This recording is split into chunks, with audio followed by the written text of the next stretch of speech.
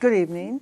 Welcome to The Next Word. I'm your host, Chris Warnke, and tonight we have a very, very special guest, Karim Wasfi, who is the former director or conductor of the National Symphony for Iraq, as well as founder of Peace Through the Arts Global Foundation, and just spreading peace throughout the world through his music. He's a renowned cellist and maestro. Karim, I could go on and on about you. Just remarkable what you've done and what you've accomplished even in the last 5 years.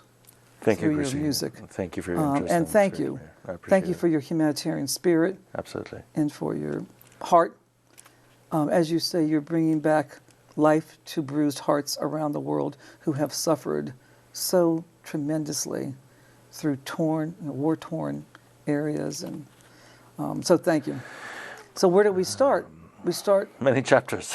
we start with what first I have to say. I found it fascinating that actually you got your bachelor's in physics and philosophy, which makes sense for a musician.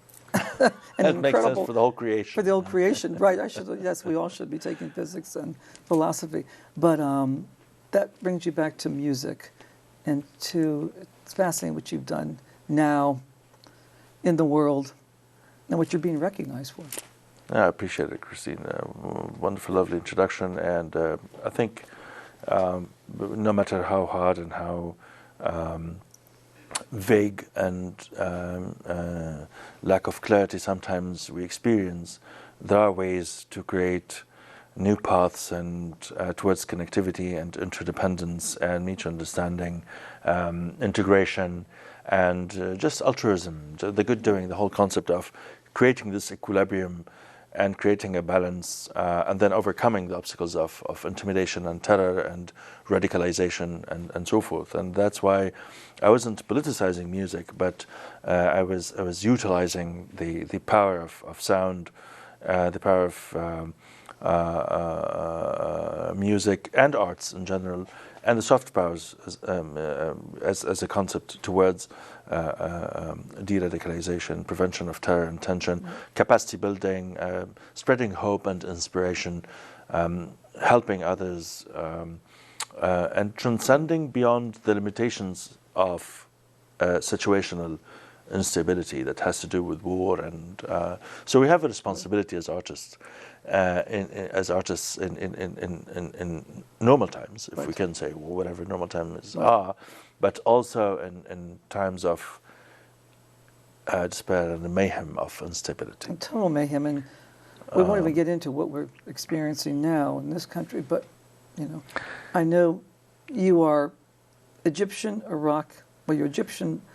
Iraqi, Egyptian American, Egyptian-born, Europe, Iraq, raised, raised, and then lived in America since mid-90s. So, but the thing that has fascinated me, and you spoke at the Sister Cities International Conference, and people were just so taken by your words and your music. When did you start this whole peace initiative in terms of going into these areas and just bringing your cello and just... To be honest, after we moved from Europe back to Iraq in mid-70s, I lived two major wars in the 20th century: the Iraq-Iran conflict, war for 8 years. And then the Gulf War in '91, and then at some point we lost track of which Gulf War was what, the first, third, or second. Right. It was so much. There was so much I was exposed to, and I have survived these major events. And in 1998, there was a significant lack of harmony between Iraq and the whole international community because of sanctions, and the whole Kuwait situation after '91, and then the prolonged sanctions and containment policies. Until 1998, I was at Bloomington, IU Bloomington, Indiana University School of Music. Oh, you were? Yes, working on my master's on cello performance and conducting, and I was already living in the States, never burnt bridges with neither with Europe nor with Iraq, and in constant contact with friends and some family. And it was so sad to see how politics would have a negative impact on the populace versus resolving disagreements and a progressive approach towards refinement and cultivation and mutual relations. And even cultural diplomacy was not necessarily working. So I remember those 4 days of bombardment on Iraq, and I was in Bloomington. I thought, what if governments disagree but people are connected?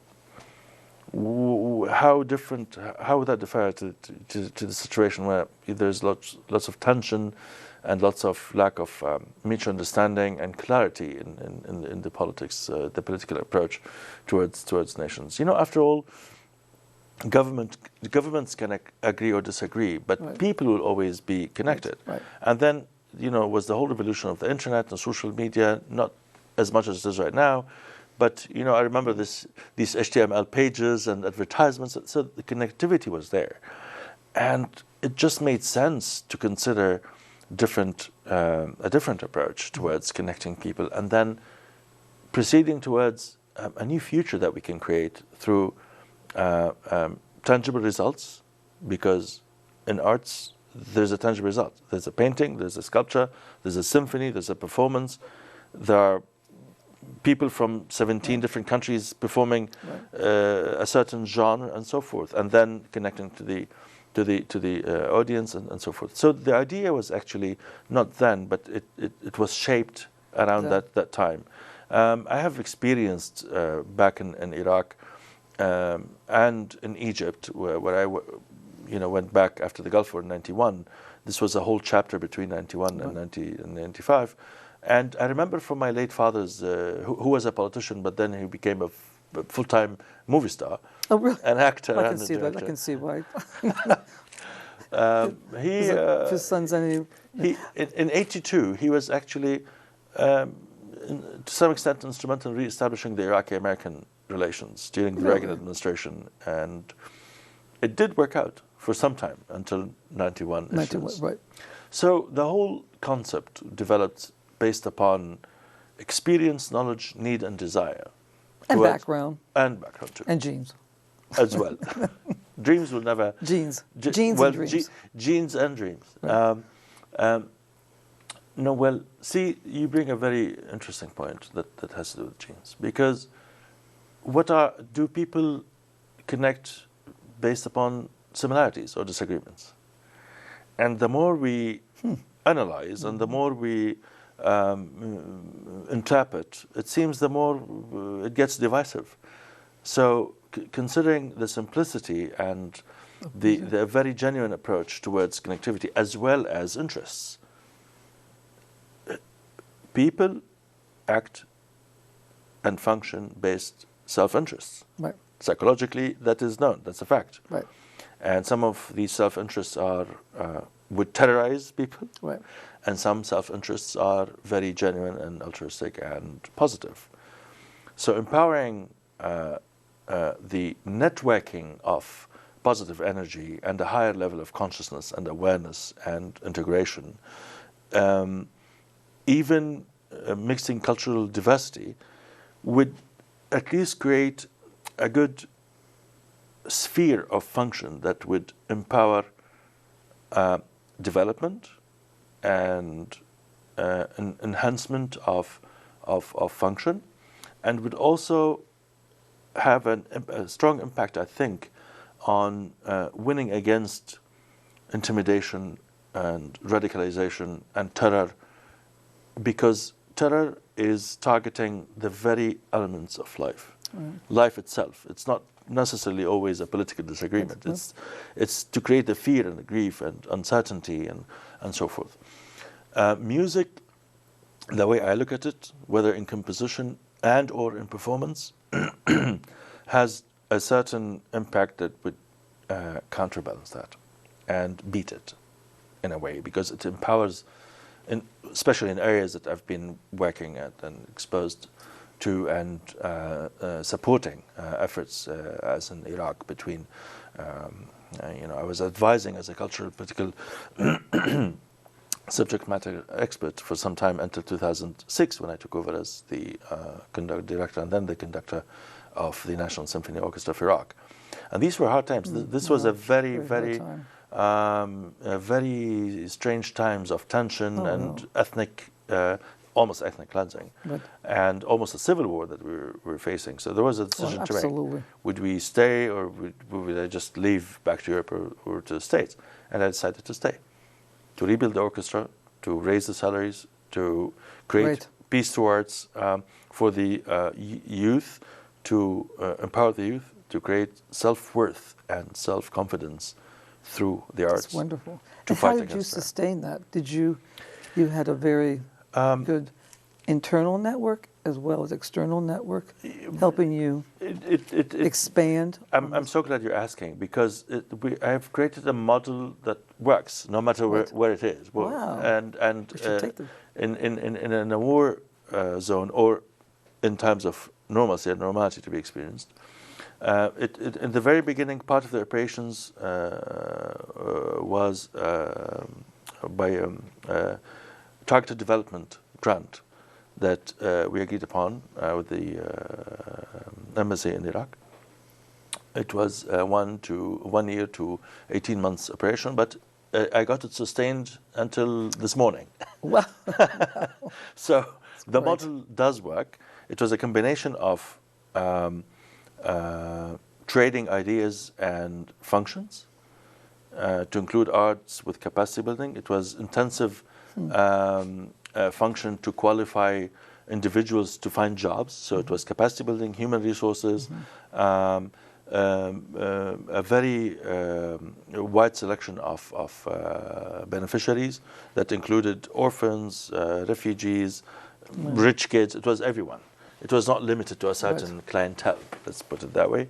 And the beneficiary was the whole society. Right. And also, that was in a parallel line with the National Symphony Orchestra, where I raised the number from 47 musicians to 120. Oh my gosh. Wow, to include 48 young people who got contracted as professional musicians with certain legal permissions to be able to work and And that comes from a very personal background too, because I was the youngest cellist to join the Iraqi National Symphony Orchestra in 1986. I won't ask your age. Oh, that's great.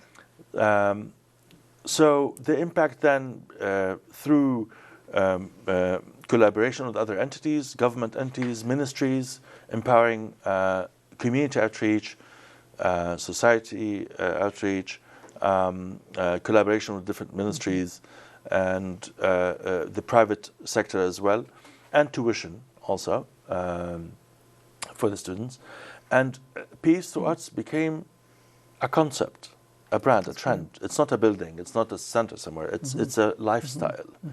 And instead of just my center, we have a center in Basra, and Mosul soon. There will be a full young orchestra. Right. We created 3 youth orchestras in Baghdad. Really? Yes, wow, and instead of one center, there are 13 music centers around Baghdad.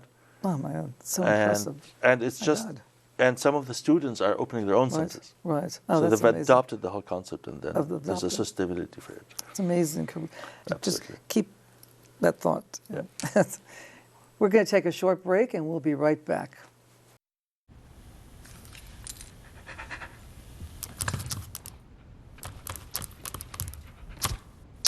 There's a shelter pet who wants to meet you. Meet one today. Visit theshelterpetproject.org. Adopt. Welcome back. You're watching The Next Word. I'm your host, Chris Warnke, and tonight we're having a conversation with Karim Wasfi, who is the founder of the Peace Through Arts Global Foundation, where he unites bruised hearts through music. And truly, you're remarkable, and I can't tell you what the world owes you in terms of the work you've done in the last decade, or more than that, Thanks, since this effort through music and what you've been managed to do going into these war-torn areas. So we left off. You were talking about developing the whole the scene, philosophy of the philosophy of concept. it, and now I think we have reached a point since there are lots of multifaceted functions that I'm considering to include a very therapeutic approach through music and performance and interaction and integration, and also empowering creativity. So I'm really focusing on, as I mentioned earlier, de-radicalization in a very proactive approach versus just entertainment, and also empowering creativity by developing the abilities of instant composition and performance. So for musicians to be able just to sit and perform and compose instantly, and doing that in numbers. So it could be a quartet, a quintet, a sextet, people who would instantly compose and perform. And I've been developing that and connecting it to neuroscience and cognitive enhancement, because That's fascinating. if honestly, that's the way I see it. If I only get back to so refugee camps and offer blankets and food, I think it is to some extent underestimating and disrespectful. I choose to share philosophy, science, knowledge, arts, music, drama therapy, and everything, as well as blankets and food. Right. And then seeking refuge is a temporary approach. So it should not be a permanent approach. I was thinking of ideas like refugees got talent, start a whole music school. Wow, that would be amazing. I think it would, and we probably the UN can somehow support facilitate that, or nationwide over here we could actually also empower such an approach through the private sector, and introducing the private businesses and paving the way for the private businesses to function for reconstruction and rehabilitation, but also to include cultural diplomacy and engagements. Right. So, because I think it's very crucial to create trust. Oh, absolutely. And that's the key to everything. And it's a very valid argument. If people seeking refuge are abandoned, we would have, from every 10, we might have 2 terrorists coming back, Right. So it's creating trust and then creating a whole functioning scene that would enable everybody to benefit from that. So so the focus on refugees is a temporary one. It might take years or months until things are less hostile, but they do need that. Recently, also, we've created a whole force of people in Iraq to reshape the concept of dealing with the international community and to introduce private development towards refining mutual relations and also capacity building. So an American business owner from Idaho can feel very secure to function in Mosul or Ramadi or Anbar or somewhere where until recently there was terrorist activities, but now that's liberated. It's a win-win situation because it empowers mutual development and economical growth. And now that there's a great affiliation with Sister Cities International as a country rep for Iraq and Egypt, I'm really That's wanting wonderful. You can connect all that. the people in the city. But when you have gone, so going back to Iraq as an example, I know initially you may have had some opposition, correct? Or not opposition, but you've had some question about your intent or what was your purpose or what was Absolutely. your, and but you're very brave for one. I mean, Because it was a success. But it was a success. If it was a right. failure, no right. one would No question one anything. would question anything, right. But right, because it was a success, people were questioning, why would someone come all the way? And I don't blame people for questioning sometimes. It's healthy. It's on the contrary. Right. It's great to question because then we can share so much. But so let's walk through. So let's say just examples. You went to Mosul. Do you literally go into a square in some cases? In some instances, that's what I thought. You go in and you. What I did last time, before West Mosul was even liberated, there was the counterterrorism task force, and they wanted to send 17 Humvees. I said no, we just go with 3 Humvees. And these were Iraqi troops, and my grandfather was originally from Mosul. Okay. Oh, he was. Okay. So there was a background, and they all remember my late father as someone who was born in Mosul, actually. I was sharing publicly that I have an intention of starting, initiating an effort to rebuild all the churches of Mosul because of the value of the history and the heritage and the impact of that. And these are, historical sites, and they should be preserved and rebuilt and rehabilitated. We can work on a full plan for this and initiate some, hopefully some support here in the States.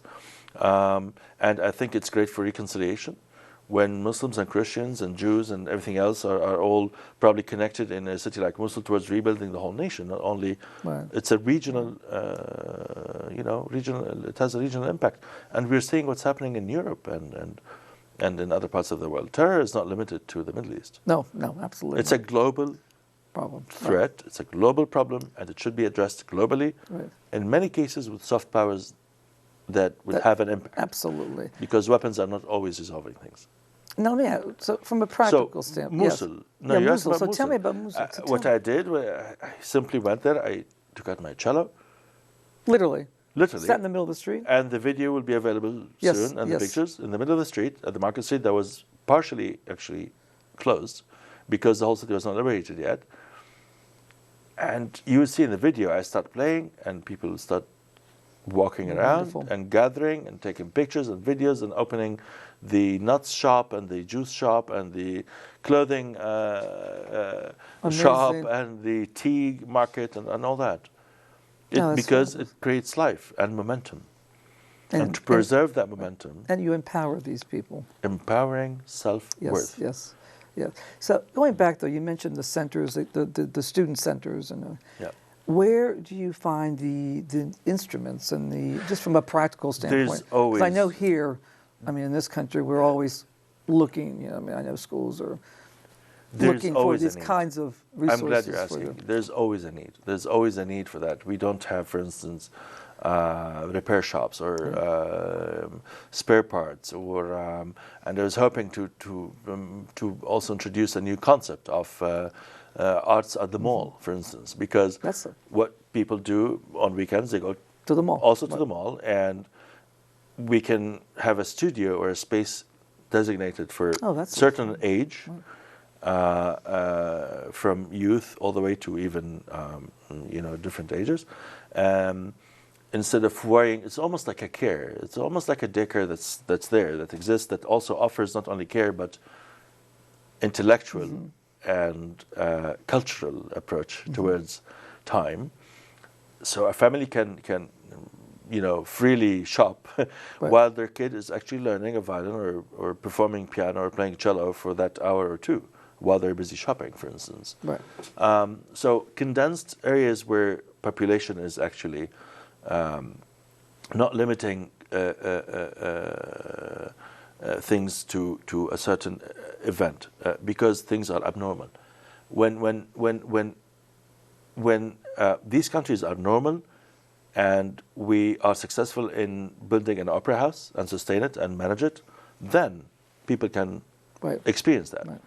But when things are abnormal, we're trying to sustain and preserve the momentum and sustain life and livelihood, then we do it everywhere. So my challenge against terror was, my battle that I've raged against terror was, you share death and intimidation everywhere, we will share beauty, life everywhere as well, because this is exactly what you're targeting.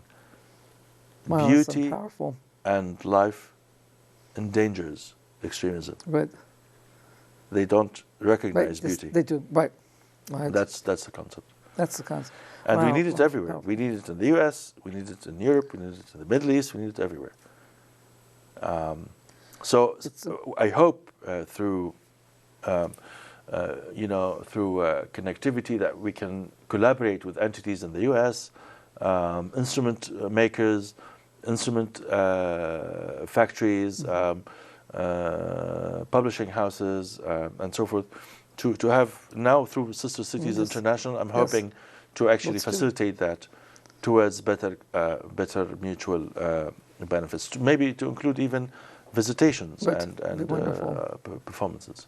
No, that's one. Now, I noticed you've gotten so many awards. I know you just got the Rockefeller Foundation Award. That was the Humanitarian of the Year, the Game Changer, the Game Agency Society Changer. Game Changer. It was a Rockefeller award that they have created years back with Asia and then the whole world. So I was the Game Changer in 2016. Right. I also got the Humanitarian Award in 2015 by the United Arab Emirates Business Society. Oh, you did? Yes. Okay, great. And they recognized my impact in being towards humanitarian work and all that in war-torn areas, specifically Iraq and the Middle East. And then your upcoming award that we can talk about. You could be on the cover of Esquire magazine, maybe. Yes. You look like you could be on the cover of Esquire magazine. Thank you. Although I'm back to my old look, not yes, the your recent old look. Not the recent look, right? Prior to 2011. Right. So yeah, that was the best man in the field, basically. Also towards what was achieved thus far, to help and aid and support as much as possible and doable. We need more to be done for better networking and better assurances for a future that we can trust. People, I think, tension is rising because of unclarity, and lack of vision is not always the problem. Even when there's vision, there's lack of clarity towards how things, where things are heading, and that we can help through. And it's also lack of. I mean, it's also fear-driven. Absolutely. And it's, that's what's concerning, especially when we see in this country. It's a very fear-driven. Well, movement in pockets already. We've seen in the last couple of weeks, certainly. And, absolutely. And people should prioritize their country. Right. Before the political absolutely, divisive. It's the country first. You prioritize the country. Absolutely. And then whatever you agree or disagree upon is details. Yes, absolutely. You have to coexist. You don't even have to tolerate. You just have to coexist. Right. Coexist. Mutual understanding and put the country first. Respect. And trust, yeah. Absolutely. And if you and have you no said respect, a key word. The trust issue is.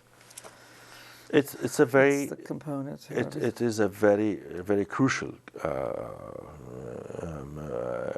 component, and it has to do with how things will be. It's not only about the present. It's how do we want to shape the future. Right. It's very easy to create a messed up future with less aspiration and inspiration and hope and all that, and more tension and more extremism and all the isms that we know about would create problems.